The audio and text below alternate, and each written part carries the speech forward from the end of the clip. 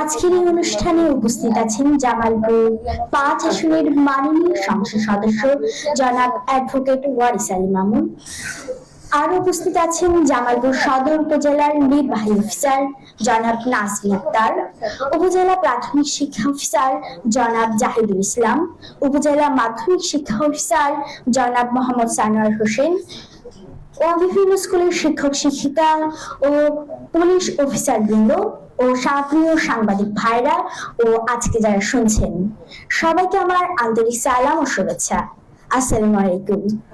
আমি মারিয়া জান্নাত আদিলা জাতীয় প্রাথমিক শিক্ষা পদক 2026-এ কবিতা বিভাগে দেশ সেরা হয়ে মাননীয় প্রধানমন্ত্রীর হাত থেকে পুরস্কার গ্রহণ করার সৌভাগ্য অর্জন করেছি। এটা আমার জন্য বড় আনন্দের ও গর্বের।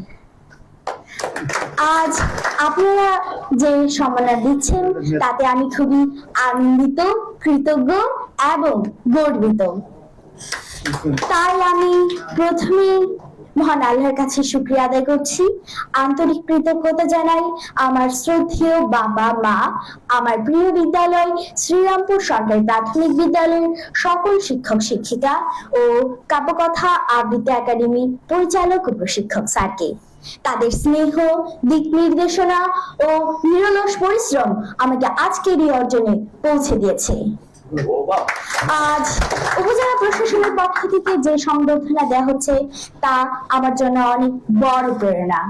আমি ভবিষ্যতেও আরো নিষ্ঠার সঙ্গে আবৃত্তি চর্চা করে দেশ, ভাষা ও সংস্কৃতির সেবায় নিজেকে নিয়োজিত রাখতে চাই।